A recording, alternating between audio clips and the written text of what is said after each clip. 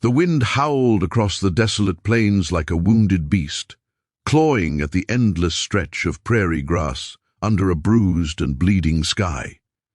Snow fell sideways, slashing through the dark like shards of glass, and every living soul with sense had already taken shelter for the night. But down on that lonely stretch between Red Hollow and Silver Creek, one woman hadn't made it home. Mara Ellis clutched her tattered shawl tighter around her shoulders as the storm rose in fury. Her boots were soaked, the hem of her skirt stiff with ice, and her breath came out in broken gasps of white. The trail that once led home had vanished under a cruel blanket of snow, and her old mare, Daisy, stumbled more with every step. It wasn't supposed to be this way. She'd gone to the trading post at dawn, selling the last of her handmade quilts, the only thing keeping her and little Eli fed after her husband passed. The sky had been blue then, calm and clean, but out here, the weather turned quicker than a poker cheat's hand, and by mid-afternoon the heavens had split open in rage. Mara's gloved hand trembled as she patted Daisy's neck. "Just a bit further, girl," she whispered through chattering teeth. "We just need to find a light, somewhere warm." Her voice was thin, barely audible over the gale. In her heart she feared what she wouldn't say aloud, that they wouldn't find anything before the cold swallowed them both. She didn't see the man watching from the ridge. Up on the rise, astride a coal-black stallion, a tall figure in a heavy oilskin coat surveyed the storm with sharp, calculating eyes. The man's face was half-shadowed by his hat, but his jaw was cut from stone, strong, unyielding, the kind forged by wind and hard years. His name was Cole Tanner, owner of the sprawling Silver Ridge Ranch. Though tonight he wasn't thinking about cattle or fences. He was out checking his line riders, making sure none were caught in the storm, when he spotted the lone rider on the trail below.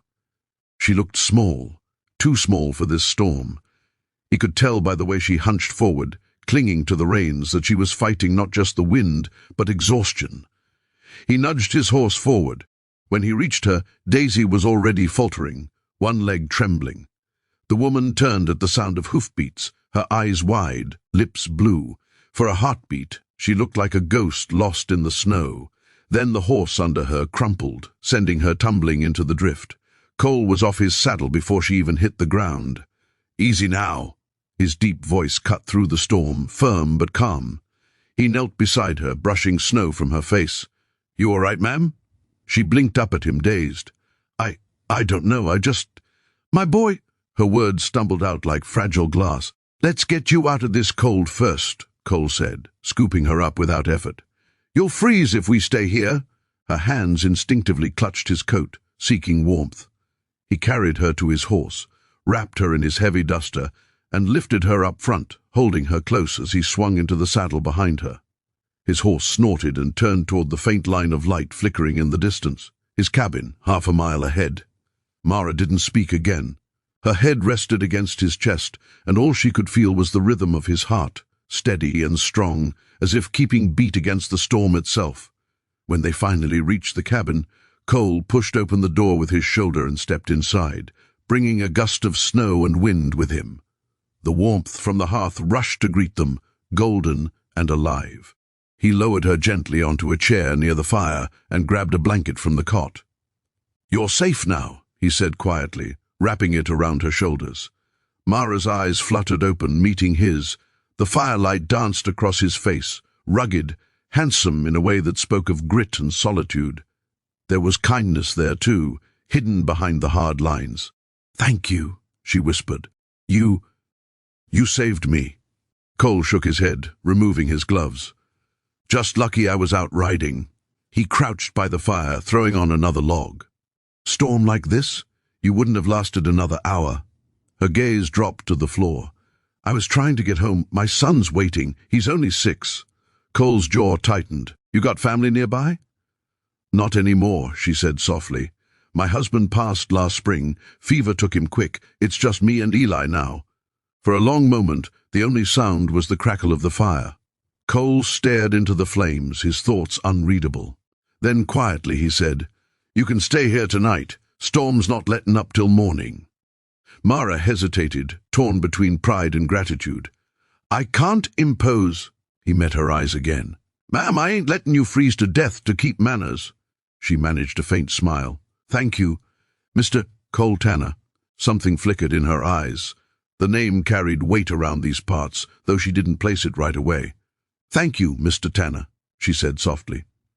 By the time morning broke, the storm had spent itself. The world outside lay buried in white silence, every fence post and tree heavy with snow. Sunlight glinted off the frozen fields like diamonds scattered across the earth, and smoke curled lazily from the chimney of Cole Tanner's cabin. Inside, the fire still burned, steady and low, casting a warm orange glow that softened the rough edges of the man who sat beside it. Cole leaned back in his chair, hat tilted low, a cup of black coffee in his hand. Across from him, wrapped in his old wool blanket, Mara Ellis slept, peaceful at last, though her face still carried the marks of exhaustion and sorrow. Her hair, damp from melted snow, framed her cheeks in soft, dark waves. He couldn't remember the last time someone had slept in that cabin other than himself. It had been years since laughter, conversation, or even the sound of another soul had filled the space. Life as a rancher had made him solitary, not by choice, but by nature. Out here the land demanded everything a man had to give, and it left little room for comfort.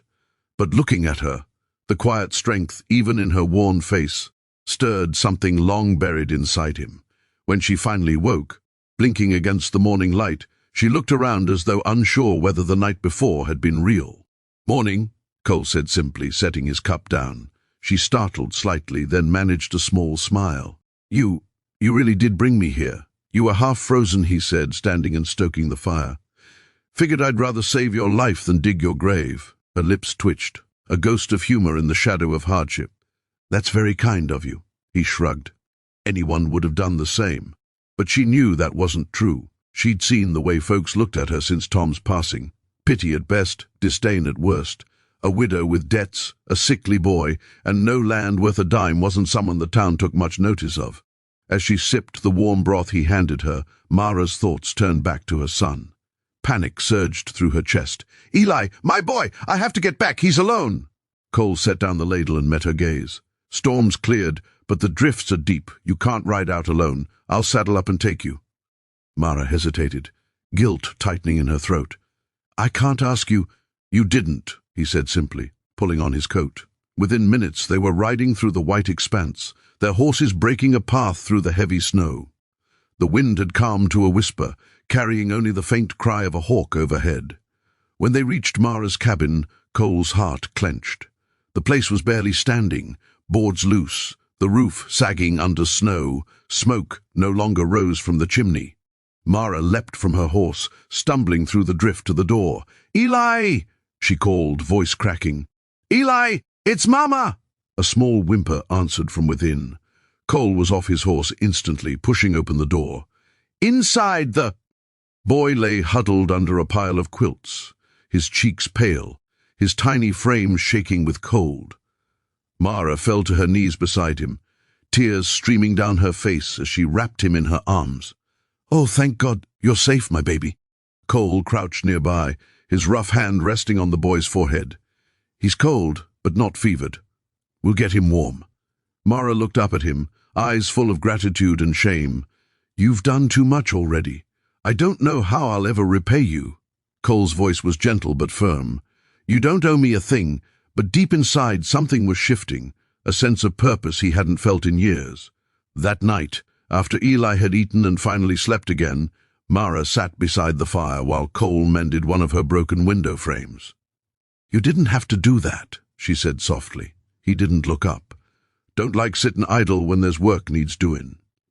Silence lingered between them, comfortable, but full of questions neither dared ask. Finally Mara spoke. "You're a good man, Mr. Tanner." He gave a quiet laugh, more like an exhale. "Don't know if that's true. I've made my share of mistakes." "I don't believe that." He looked at her then, his blue eyes catching the firelight. "You believe in people too easy." "I believe in kindness," she said simply. "It's what keeps the world from going cold." For a moment neither spoke. The air between them hummed with something unspoken, something fragile and real. Then, outside, the crunch of wagon wheels shattered the stillness. Cole rose, hand instinctively resting on the revolver at his hip. "You expecting company?" Mara's face drained of color. "No. Oh, God!" The door burst open, and Harlan Pike, the local land agent, a cruel man with a grin as sharp as a snake's, stepped in, brushing snow from his hat. "Well, well," he drawled, "if it ain't the poor widow Ellis. You got my payment yet, sweetheart?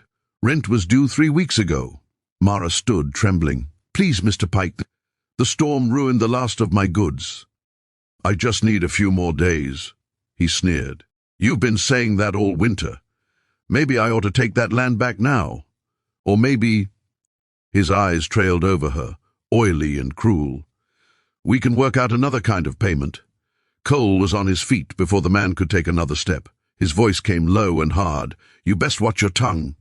Pike turned, smirking. "And who might you be? Her new suitor?" Cole's jaw clenched. He could see the terror in Mara's eyes, the humiliation, the helplessness. Something inside him snapped. He stepped between them, broad shoulders blocking Pike's view of her. "I'm her husband." The words fell like a hammer. Mara froze, eyes wide. Pike blinked, confused. "Her what?"